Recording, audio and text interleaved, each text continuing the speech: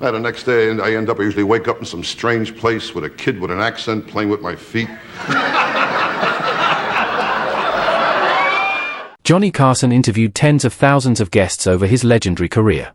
Actors promoting movies, musicians plugging albums, authors selling books, the list goes on. But then there were the guests who were completely different. The ones who made Johnny laugh so hard he could barely keep the show going. The ones whose presence was so electric that he'd just lean back in his chair, let them take over, and wipe tears from his eyes like just another audience member.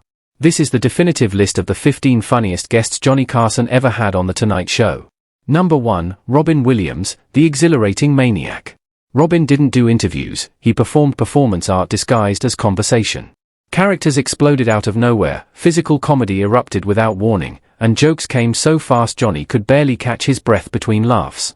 In a single 30-second burst, Williams could transform from a Russian poet, to a British preacher, to a Southern grandmother, leaving Johnny, and the audience, utterly stunned and doubled over with laughter. If you think about Shakespeare, you think about a man, basically with the education, second-grade education, wrote some of the greatest poetry of all times. I think maybe not. I don't know. Wandering around Stratford after a couple of beers, knocking on doors, going, is this 2B or not 2B? Right! I wrote that! That's mine! Mine? I'm William Shakespeare, right? Kiss my tights. Carson often leaned back in his chair and simply let Robin destroy the room. You could see Johnny stop being the host and become just another member of the audience. It's exciting to wear tights and have people go, I can't see anything.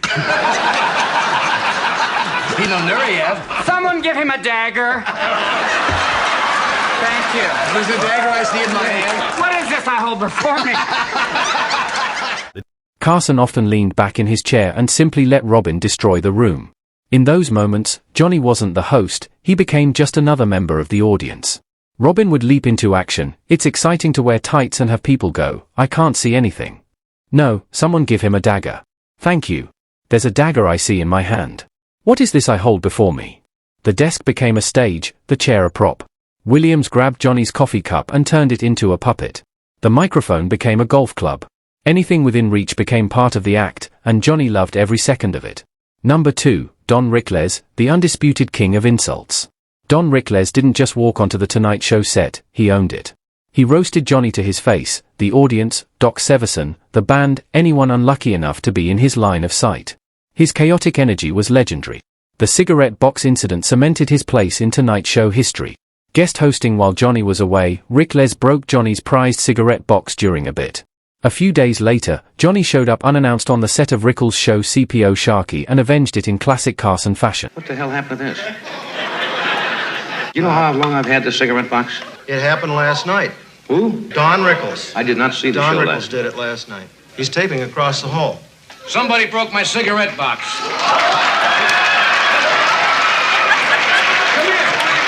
I just started the show. I picked my box up off my desk that I've had for 9 years.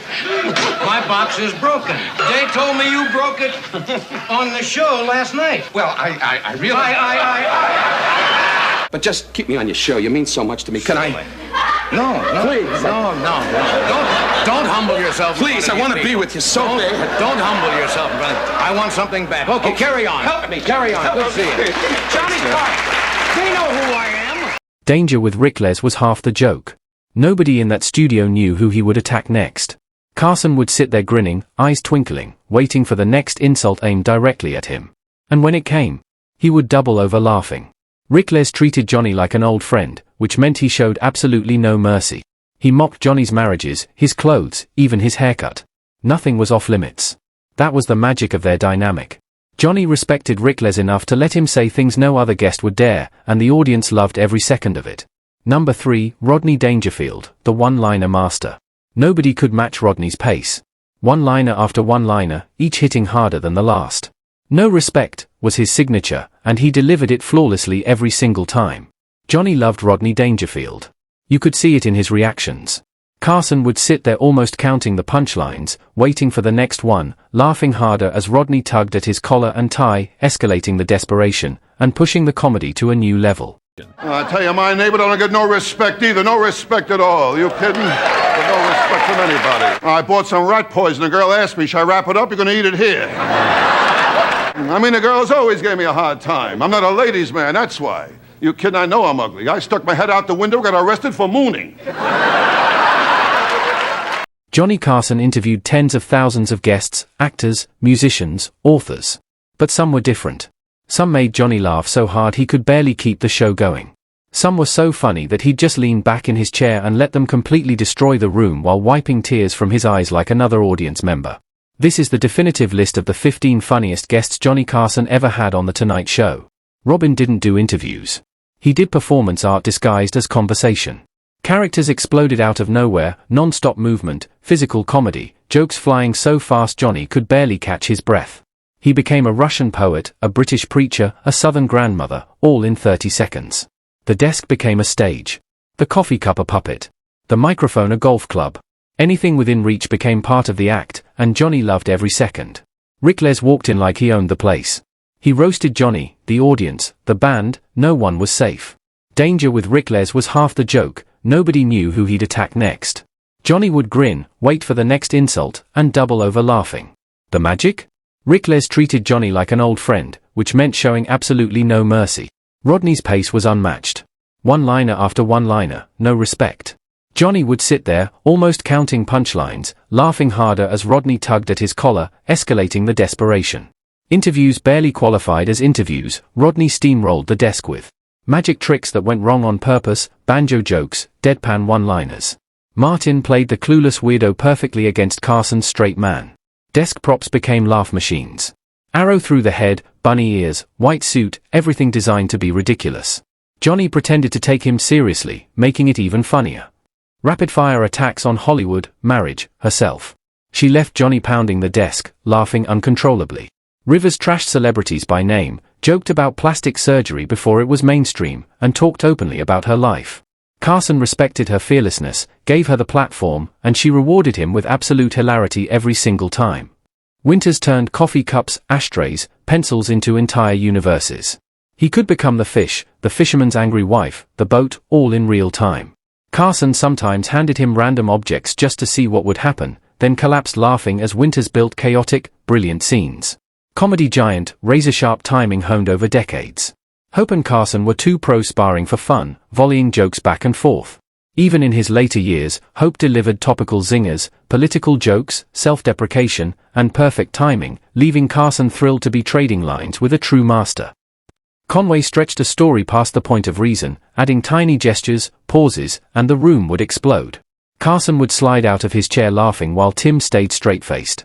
A trip to the dentist became an epic adventure in comedy, all because of loose, sharp, completely fearless. Pryor's storytelling felt improvised yet perfect. Childhood, struggles, drugs, family, all hilarious yet honest. Johnny gave him space, never interrupted, knowing that Pryor's genius came from truth. His comedy pushed boundaries NBC XX would flinch at, but Carson protected him, letting the magic happen. Whipped cream fights, chair-breaking pranks, rolling around on the floor, Johnny couldn't regain control. Sometimes he joined in, sometimes he just watched, helplessly laughing. Their segments were like unscripted bar fights between overgrown kids, and audiences loved it. Before his own show, Letterman brought dry, ironic humor that played perfectly off Carson. Mocking the desk, chair, curtain, Carson knew he had found someone who got it.